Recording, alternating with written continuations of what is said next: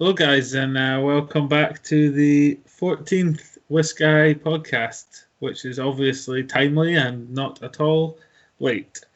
It's been a crazy world for a while, so hopefully that's a good enough reason to not on time.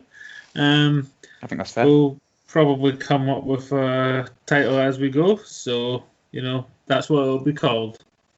This month, if you want to call it month, we're not really being very good at monthly. We've kind of forgotten which box came when. Yeah, we're pretty sure this is the next in line of the Dram Team's whiskey delivery boxes, the curated service that we always use. This is the Glen collection, and I'll tell you what the title card says. It's a quote. It says, "I'll tell you what I like. I tried some last week and it was fantastic. Glen, now what was it? Glen something. Really tasty stuff. Have you got any of that?" Why, yes, we certainly do. Explore the very best of Scotland's Glens in the very best way by drinking them. Slàinte. So yeah, everyone knows that there's about 101 different distilleries beginning with Glen something or other. So I'm sure bar staff up and down the country love it when people ask for the Glen thingamabob. Just give them Glenfiddich probably every time. Probably just the Glenfiddich 10 that's on the, optic. Yeah. Yeah, it's a rare one, this. Yeah. You'll love it. So should I go straight into our first one then? I think we might as well get started. We've probably stuck forgotten how in. to do it otherwise, so... Yeah, true. This will help us. Okay, so the first one in the Glen collection, and it's a Glen, is the Glenrothes Soleo collection, 10 years old. Glenrothes are known for their extensive use of sherry seasoned casks, produced to exacting standards near Jerez. My Spanish pronunciation is probably worse than my Gaelic. I'd say Jerez, yeah. Jerez. Spain, the epicenter of the sherry world, Jerez, Spain.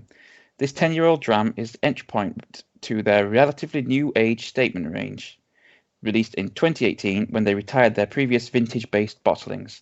An easy sipping, light and floral introduction to the distillery style. It's strange. You don't normally get light and floral from sherry finishes.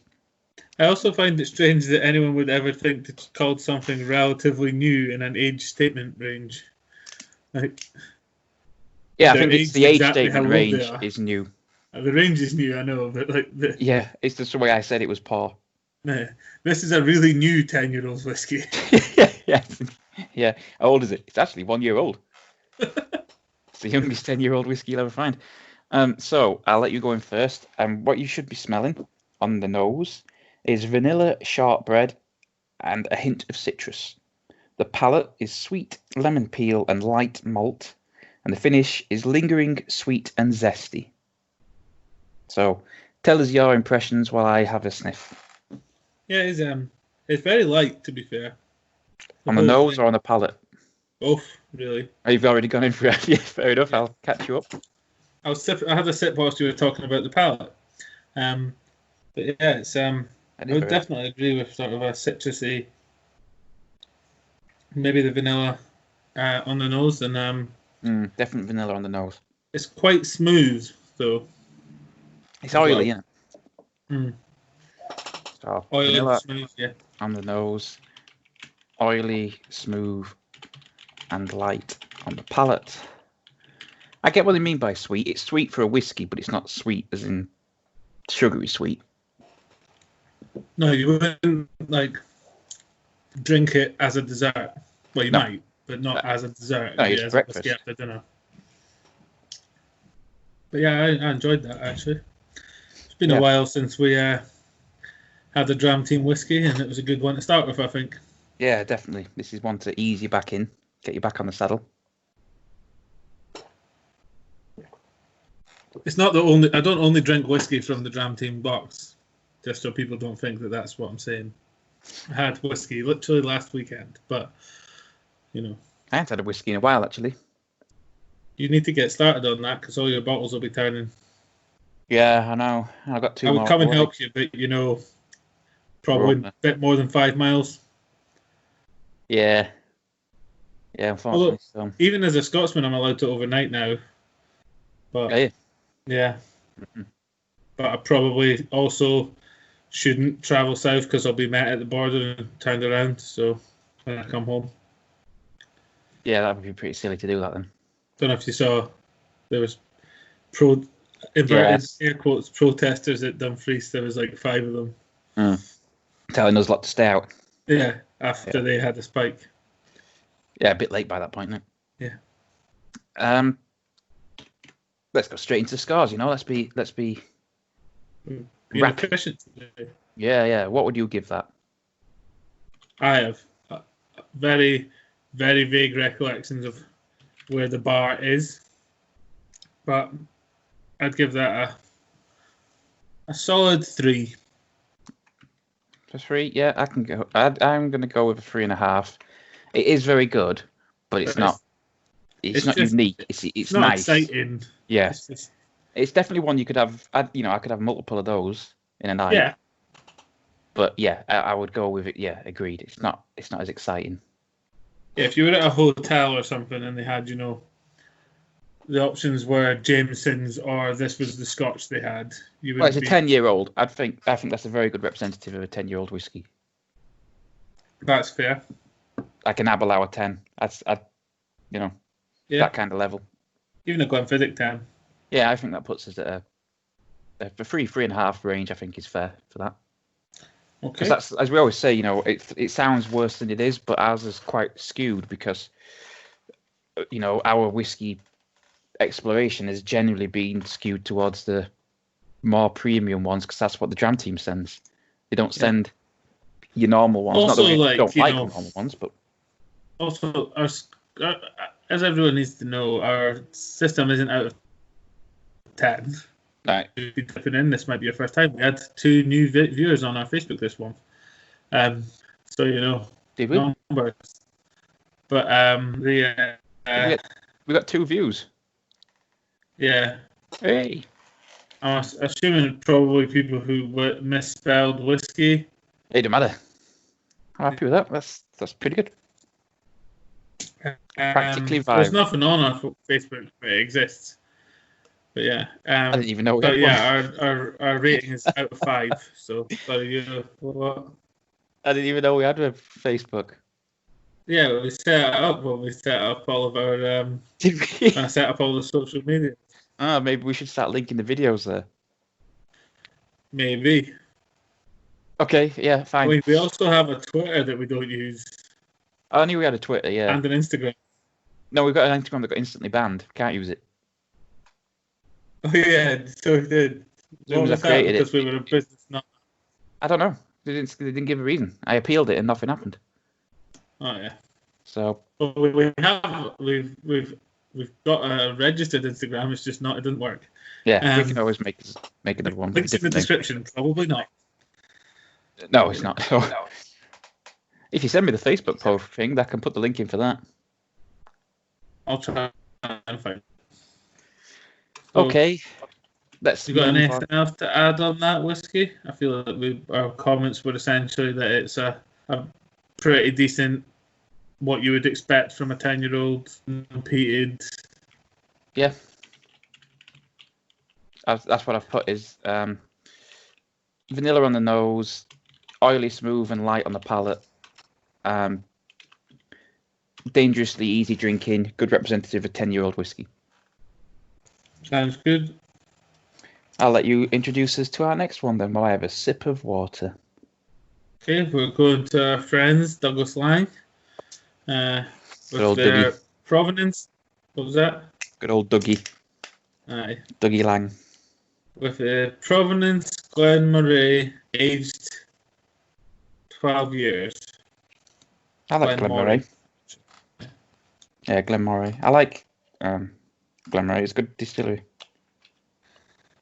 We've been? Yeah. Well, I like any distillery that gives us a free whiskey. Yeah. So this one here says the Provenance range is an excellent value way to explore single cask releases from a wide variety of distilleries.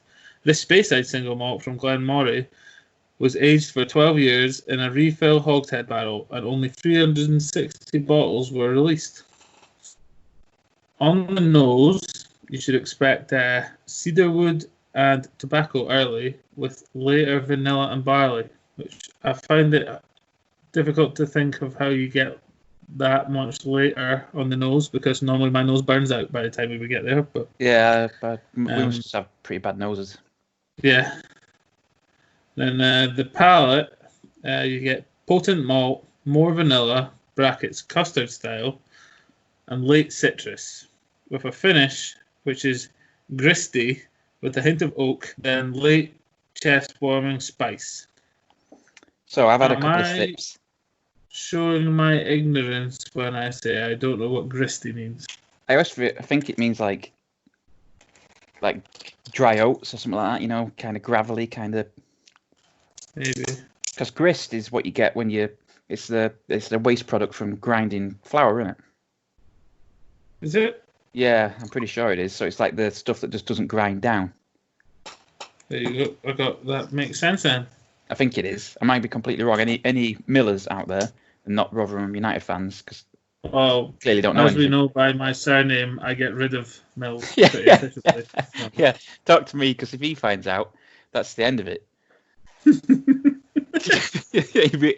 he'll say he wants to talk to you about milling at your place of business. No, it'll be like a scene from Frankenstein. Just turn up with his torches and burn the whole thing down. But on a less serious note, yeah, I've had a couple of tastes of that. I get the vanilla in terms of in custard. It says, doesn't it? It's not that kind of vanilla sweetness. Yeah. It's kind of like cooked vanilla almost. Okay. And there's definitely like a woodiness that comes through. At first, I thought it might be peatiness because it's peat. That's the kind of similar flavors for me. Yeah. Like non-medicinal peat. Like medicinal peat, you can tell straight away. And then so definitely a bit of woodiness, and there's a little bit of spice on the back. I've just had a sip and it definitely ended spicy. Yeah, it's definitely the vanilla that dominates to begin. And then as it kind of blossoms, I get the woodiness. Yeah, I do get the malt as well. I must admit, I don't get the malt. It's just like a heavy sort of bready flavour, isn't it? Yeah. I don't really get much from the nose, I must admit. Yeah, it's quite light. Yeah. Well...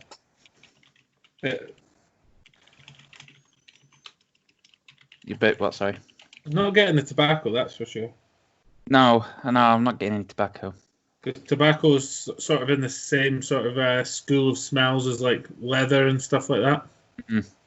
Old books. It's no Glenkeith. That's polished. That's different.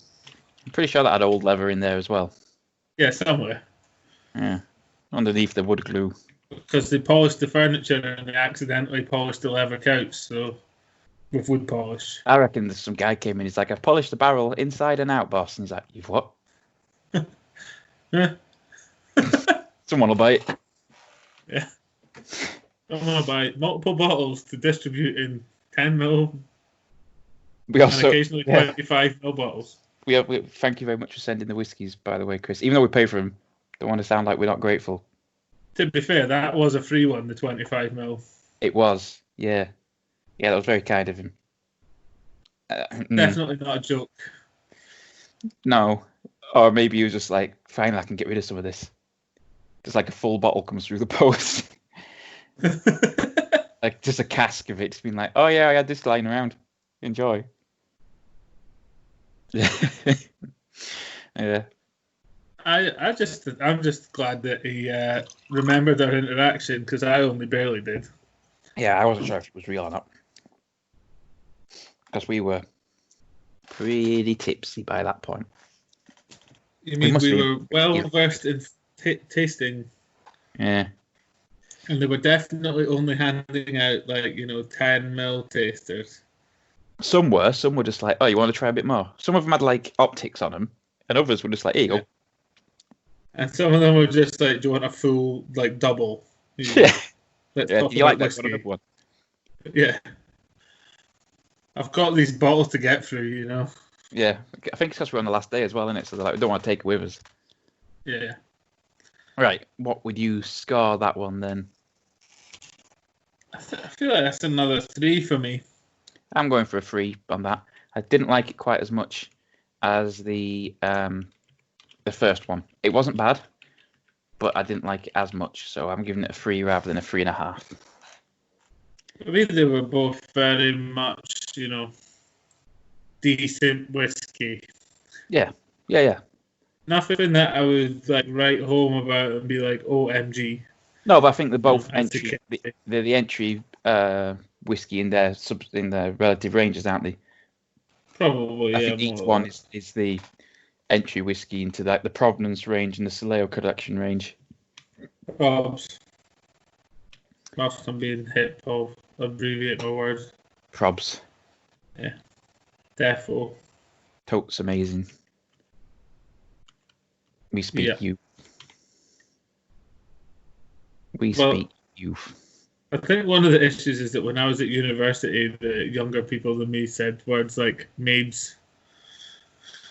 Which But non-ironically. Kids, yeah. Ugh. Kids are just, I say kids, young people just are lazy like me. Yeah. Can't be bothered to say the whole word. Oof. Yeah. Well, I mean, I can't comment as a Yorkshireman. That's basically my dialect is about being as lazy as possible. Dropping as many things. So, yeah, but they don't seem to do it in as cool of a way as Yorkshire, because if anything's associated with Yorkshire, it's being cool. Yeah. Cold, I think. Yeah. Drizzly. Yeah. Right, let's move on to the third one, keeping ourselves nice and efficient. So this one I'm looking forward to because I like Glenfarclas, and this one is from Glenfarclas, which would be a bit nonsensical if I said that and it wasn't from Glenfarclas. Been looking forward to this one because I like Glenfarclas, and this one is also a Glen. Yeah. They must be very similar because it's from another Glen, and there's not many of them in Scotland. So, Glenfarclas, aged 18 years, nice and simple. This is a travel retail exclusive from what might be the world's most well-respected Speyside distillery. I'd have thought like Macallan and would probably dispute that. But possibly the famous Glen. Yeah. Anyway, like Glenrothes, You know what I mean? Glenfarclas. Yeah. Well, I think Glenfarclas is one of the few ones that's still in family hands as well. Glenfarclas are renowned for the use of quality sherry. We're talking respected more than famous. Yeah, I suppose. No, that's right. That's right.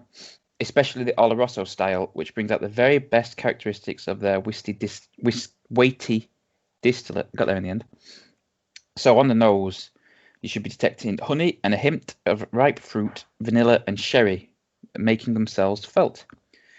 On the palate, you should get sweet honey features featuring again, wonderfully balanced with aromas of dried fruits, plums, citrus fruits, caramel and apple, rounded off by exquisite spices with a subtle note of nutmeg. So it's basically every fruit with some nutmeg on it. I was going to say, it sounds fruity. So basically, you'll taste pear. That's what you'll taste. Pears.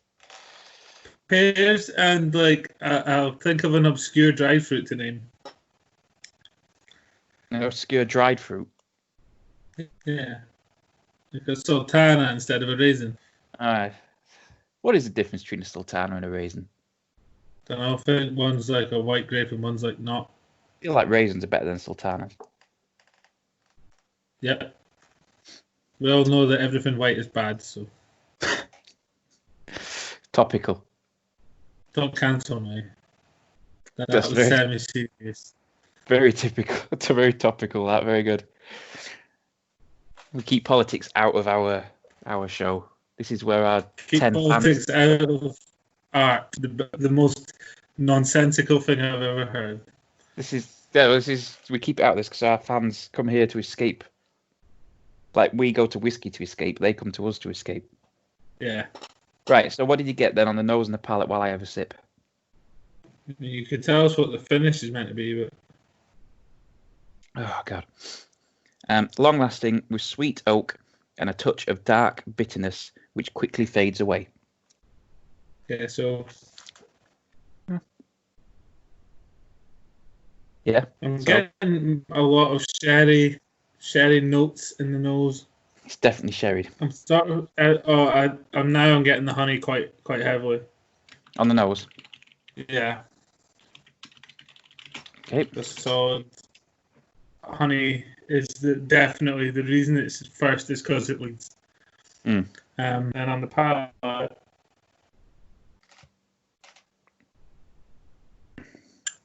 It's definitely sherried. yeah. Quite sweet towards the end though. Quite light. Yeah, maybe high in is the that palate. what? I don't really get it's sweet oak, I suppose. I don't really get any bitterness. No. I'm Maybe going to put strong. typical sherry flavors, ending in a sweet woodiness. Don't really get fruit from it, pears or otherwise. No. There's maybe like a hint of the citrus I can get, but I don't even get that. Yeah, okay, that's quite nice. What would you score that one? We're going nice and quick. This is good. I'll probably give that one. I'll give that one more, even though I couldn't really identify anything. I think it's definitely a solid 3.5. Maybe pushed to a 4, but probably a 3.5. 3.5. I would agree. 3.5. Okay. Let's continue. You want me to crack on to the next one? Yeah, why not? I think we'll call this one rapid fire. Okay. We have got multiple of these to get through, so it's probably better if we can start doing them fairly efficiently. Well, it's good to be efficient. Also, it's lockdown. There's not really a lot for us to talk about, especially if we're avoiding politics. Yeah, it's like, do you know what happened at work today? It's like, yeah, because I spoke to you at work today. Oh, yeah. Yeah. I mean, there is the absolute excellence that is the beer, the hazy IPA from, I think it's Brewdog, that's called the Barnard Castle Eye Test. Oh, yeah, yeah. That was quite good. That was not really that topical anymore because it was a while ago. It was, but it was still very funny. Yeah. Have you tried it? Is it any good? I haven't even seen it. It's sold out everywhere because everyone needs to know if they're able to drive for like a couple hundred miles. So just a couple of beers, sort it out. Yeah, gotta get a night test. Yeah. Everything's kind of gone hazy. Yeah. Like this beer, that must be what. Right, let's lead us into another Dougie Lang. Yeah. So I was going to say I've had a penchant for hazy IPAs recently, but then I remembered you hate IPAs, so. I've been having a few IPAs recently because I've got a beer subscription going as well while we're in lockdown. Yeah. So not that we're alcoholics. No, it tends to be IPAs, oatmeal stouts, and porters. And I don't mind IPAs. They're nice to have with a tea or something because they're light. But I must admit, I'm getting quite a taste for porters. Porters are a good cold night beer. Yeah, porters are good because like a stout is a bit too bitter for me. Still, it's a bit harsh, but a porter is dark but smooth. Stout in that, they're pretty good. Milk stout, sorry, milkshake is IPA. But yeah, I like how it's dark but smooth. It's not got that harshness. That's what I like about a good porter. Anyway, off beer, onto whiskey. The alcohol. Dougie Lang. Yeah, Big Douglas Lang. Big Dougie L. Big DL. With the Old Particular Glengoyne, aged 14 years. Your favourite beer is Old Particular, isn't it? Or one I like of your Old Peculiar. I like Old Peculiar. That's the one. Yeah. Same thing, Peculiar, Particular. Both begin with P. Yeah. Like all these Glens, same thing. Exactly. Okay. The Old Particular range is a step up from Douglas Lang's Provenance series, featuring longer matured single cask bottlings from more in-demand distilleries and at a higher strength as well. I would probably take that to be because they were matured for longer. This whiskey from Highland favourite Glengoyne was aged for 14 years in a refill hogshead with just 337 bottles produced. The nose... Ones, aren't we? What? Getting some rare ones. Yeah, pretty rare. The nose should be a caramelized nut sweetness followed by charred oak and fresh malt. On the palate, we should be getting a spicy quality alongside creamy toffee, grilled fruit, and popcorn. And for the finish, it should be long and buttery. Nectarines, milk, chocolate, and a barley sweetness. I like the sound of the finish. It's nice. I get the nuttiness on the nose. Definitely get that. Nuttiness / woodiness, I suppose, on the nose. On the palate, it's quite spicy, but it's quite smooth despite that. So I guess that's a creamy toffee, and it is a little bit. There is a little bit of fruit in the background, I would say. And then the finish is definitely kind of long and satisfying. I didn't get many flavors from the finish, but I did get that warming finish. I do get this sort of caramelized nutness from the nose. I get what they mean by that. Kind of like roasted chestnuts. Yeah. And on the palate, it is quite spicy. Spicy and creamy. That's interesting. Yeah, that's what I was saying. Spicy but smooth, which is quite an unusual combination. There's almost a little bit of like a juxtaposition in it.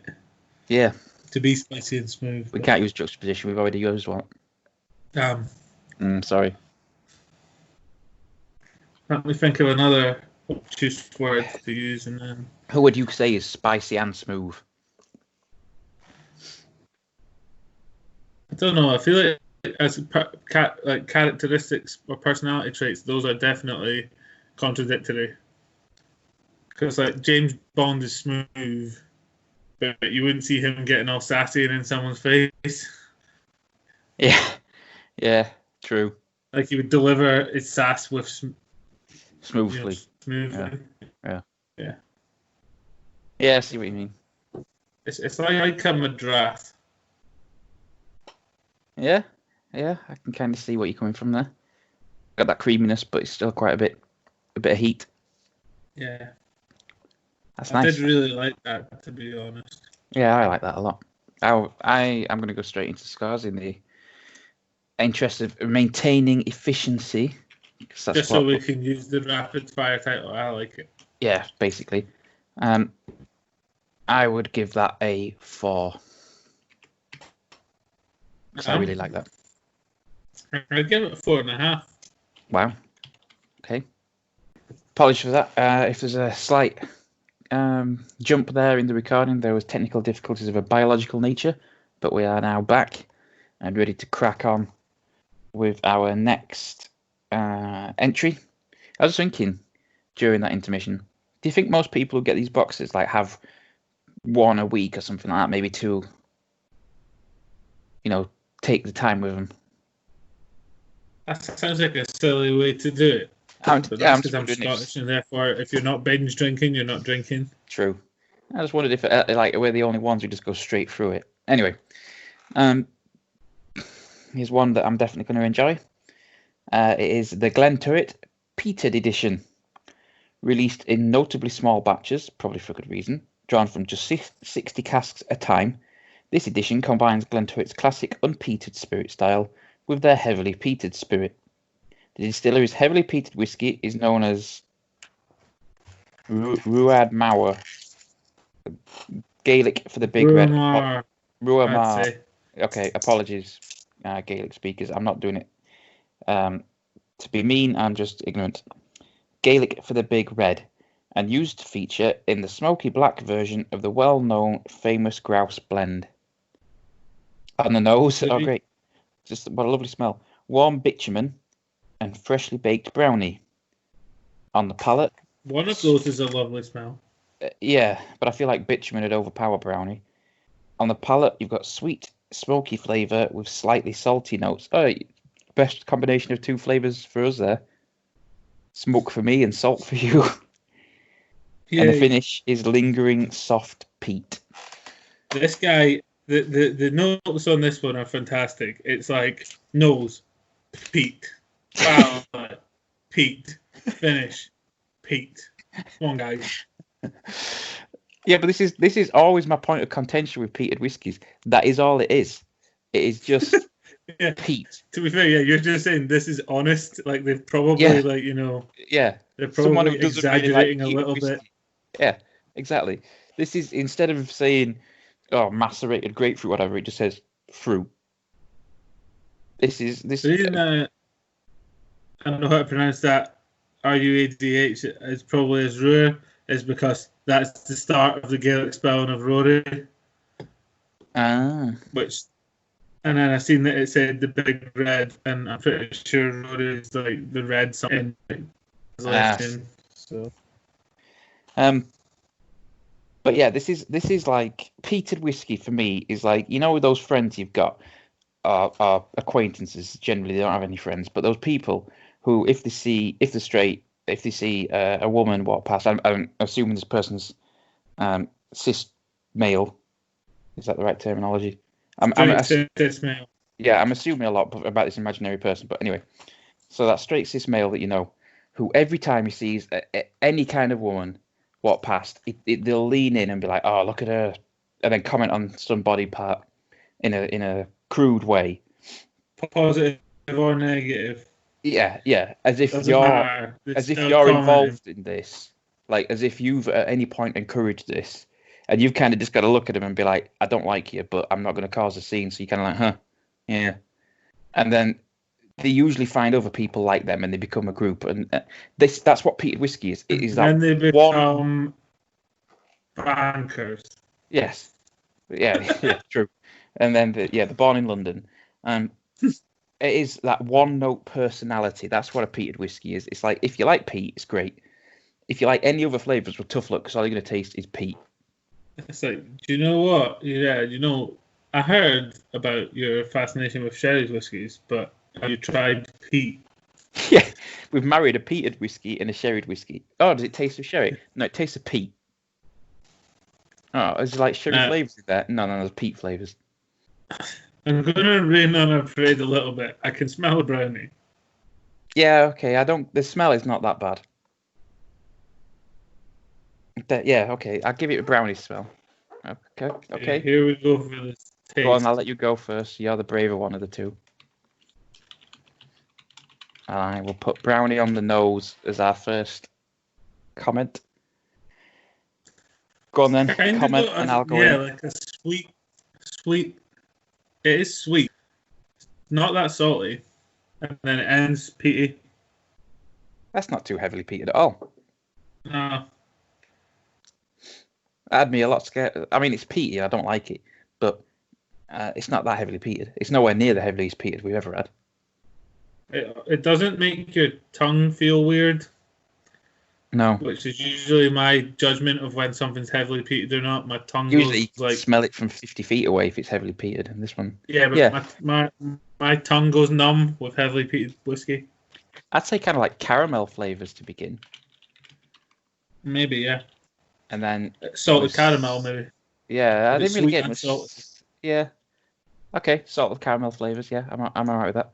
Salted caramel flavors to begin with smoke building and overpowering.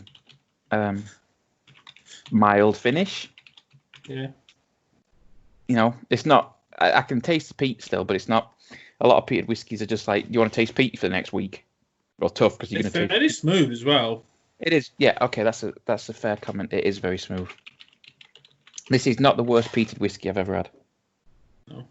Especially when you said it was mixed with a heavily peated one. I was braced for a lot worse. Yeah. I mean, I don't like it, but it could be a lot worse. Get some water, cleanse the palate. I mean, we barely had any sides there, just some talks about being in Corona times. Just got us demonetized. Sorry about that, because we make so much money from our views. Well, Well, we've got one more left. Yeah. Well, so you say, thinking I can boost up the views with our discussion of this sixth draft. All right, okay. Well, I mean, okay. I was just going to build it up a bit. Well, what score would you give it? Oh, yeah, I forgot. We have to score that guy. Yes, we do. I've given it a 2.5. I want to stick on a 3 with that guy as well. For that, it was pretty good for, it wasn't offensively peaty to me. If all peated whiskies were like that, you'd probably not hate it so much. Probably, yeah. Agreed. There was other flavours in there. That's the thing. All that spiel we went on about how peated whiskies don't have any other flavours, that did have other flavours. Forget that, right? And yeah. Forget what we were telling you 5 minutes ago. Man, that's the post-Trump world. It doesn't matter what I said 5 minutes ago. It's what I'm saying now that matters. Fake news. See, he was wearing a mask today. Yeah, badly. Was it under his nose? I haven't seen a picture. It was. I think initially it was over his nose, but after a while, when he was giving a press junket thing, it was under his nose, yeah. I'm protecting nobody. Yep. Well, yeah. To be fair, right, I don't want to speak badly of, the world, the great and glorious leader of the free world, but if anyone is a mouth breather. Yeah. I mean, normally when it comes to political leaders and that, you're like, I understand, different points of view. I understood the fact that, that other people could support kind of like Jeremy Corbyn, and I thought he was completely unsupportable, but, at least he had policies and he had a cogent stance, and I could kind of see where he was coming from on some stuff. He understood how to do debate, and he was a functioning human being, and politics. Yeah, his arguments weren't all just "no, you." I just don't understand the appeal of Donald Trump, because, the people who follow him, all the virtues they ascribe to him as virtues that he doesn't have. So they're like, maybe not even virtues, but values. So they seem to be a lot of the values he ascribed to him seem to be very simple. Like, he's masculine. Look how masculine it is. It's like he's never worked a day in his life. He's also not masculine. Yeah, he's never worked a day in his life. He's like he's a trust fund baby who's played with his dad's money, screwed a lot of people out of money, got a little bit richer, but not as rich as he would have if he'd just put it in a bank account. How is that masculine? Just getting by on your dad's money? Masculine people don't have frail egos. Yeah, they're pretty confident in themselves.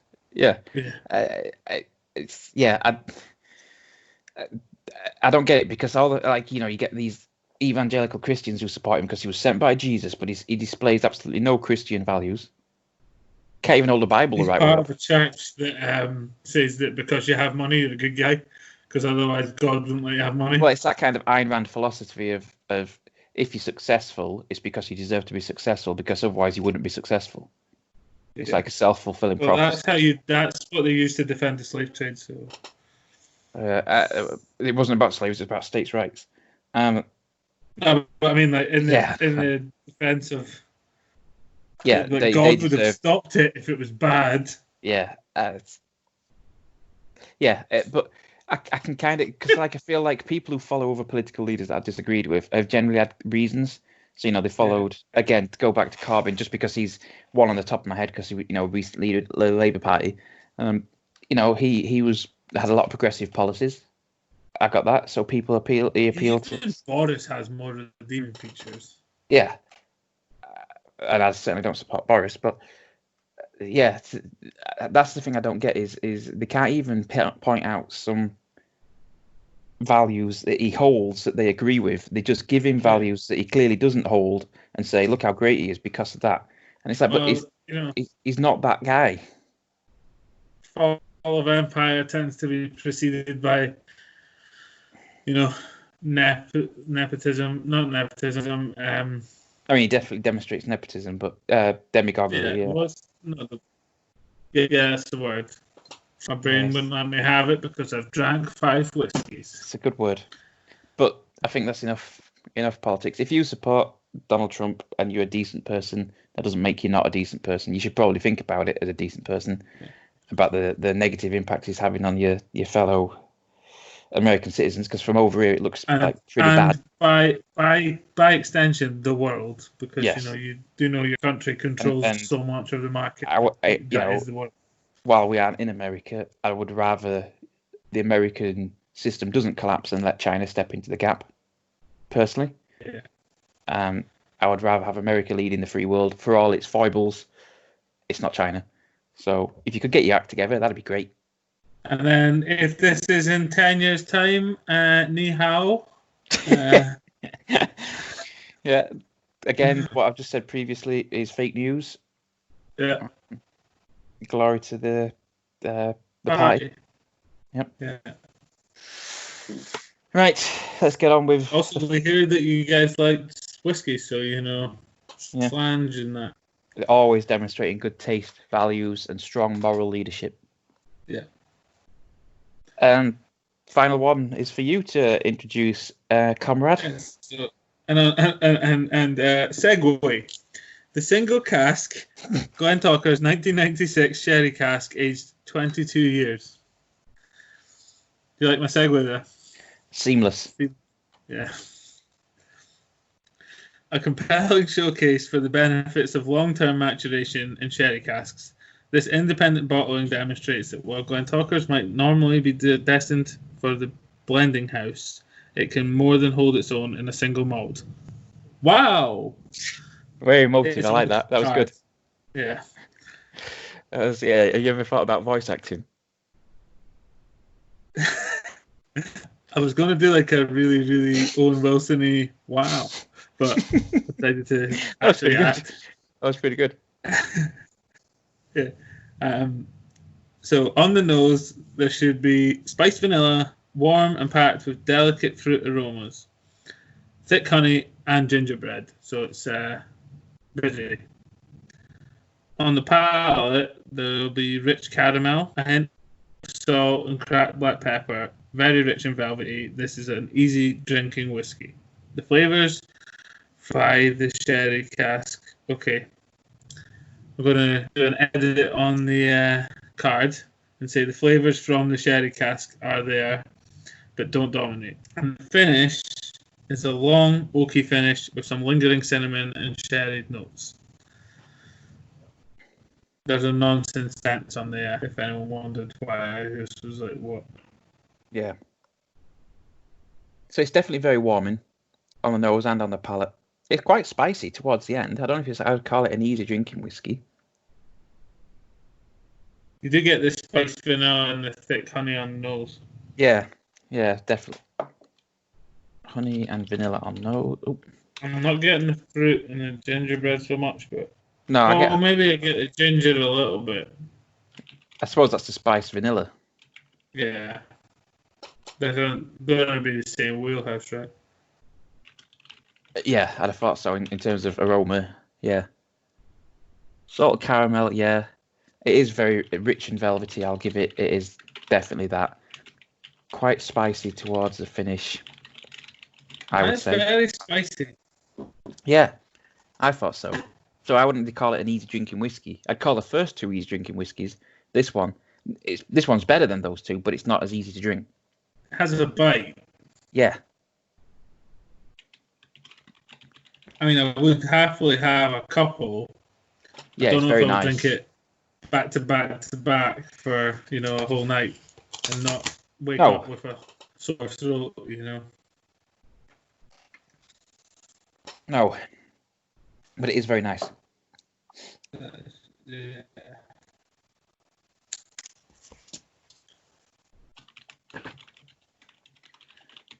So I have put as my comments: honey and vanilla on the nose, salted caramel, rich and velvety, quite spicy towards the finish, lingering sherry flavours in the finish. I mean, it was 54%. It didn't feel like a 54%. All right, okay, whiskey. yeah. So for its strength, it was quite easy drinking. Maybe, I suppose, with a drop of water, it might have been much easier. Yeah, if you were to get the old dropper out and... The pipette out, yeah. Okay. Pipette, if you want, yeah. What score would you give that one then, Mon Ami? I'll probably give it a 4. A 4? Yeah, I go with a 4. I feel like there's a solid chance that because it's been so long, we may have like underscored a bit here. But I wouldn't say that anything in that box was like outstanding. The previous box we enjoyed more than that box. I think this box had no, apart from the peated one, but that's just personal taste on my part. It had no. I'm not interested in this. Even then, that wasn't bad. Yeah. It had a solid, decent baseline level of these are all drinkable whiskey that you would happily be served. Yeah, there's none that I would say, I wouldn't drink, apart from the peated one, but I wouldn't order a peated one. So, and even then, if I got a single of it out of the blue, I would happily have it because it wasn't bad. Yeah, if someone served you in a party or I wouldn't. An event or some peated ones I wouldn't be able to finish. This one quite happily. Yeah, quite happy. Either that, or you're just slowly developing the taste for it, and then before you know it, you'll just be quaffing back burnt tires. They do say that your taste get more bitter as you get older, along with the rest of you. So, yeah, maybe. I mean, I could have never liked porters and that a few years ago. Too bitter, but now definitely do. So, yeah. I think we can probably wrap it up there. I feel like we had a few segues. We'll be back. We're going to try and catch up. We're currently in July, in case you didn't work out from all of our references about coronavirus. Yes. This is the box from the start of coronavirus in March, I believe. So yes, we have a bit of catching up to do. But now that the world's getting kind of better, and our part of the world's getting kind of better, and everyone else is getting sick again. But it feels like you can start to do enjoyable, fun things again. Yes. I mean, this is obviously a job, and it's work, and it's hard. It's not enjoyable. Yeah, we don't do it just because we enjoy it. We do it because we've got people to support. Yeah, this needs to start paying bills. So consumer guys, advice. like and subscribe. Do you think we could furlough? Comment as well. Apparently, that's good. Could we have got furloughed from this? Yeah, apply to the government for furlough. We should email YouTube and ask for our furlough money. Yeah, I estimate our earnings. That's why we're back. Our furlough's over, guys. I estimate our earnings about £1 million a month, so 80% of that, please. There's a cap. Well, we'll just take whatever you can give us. Yeah, please don't estimate our metrics. Yeah. Right. So, on that note, yeah. Stay safe, everyone, all as listeners. Hopefully, wherever you are in the world, because I know we've got global appeal. No, wait, they're not supposed to say stay safe anymore. I'm pretty sure your government said stay alert. Okay, stay alert, everyone. That's small. Sounds like in like a Metal Gear Solid game, but okay. Stay alert. Look after yourselves. Don't do anything silly. Wear a mask. Listen to your your respective health services. They know better than you do. And we'll speak to you again shortly, hopefully. Yeah, we're hoping to get these out at some point. So. Yeah, fingers crossed. Okay, thank you for listening, and we'll see you later. Yeah, goodbye.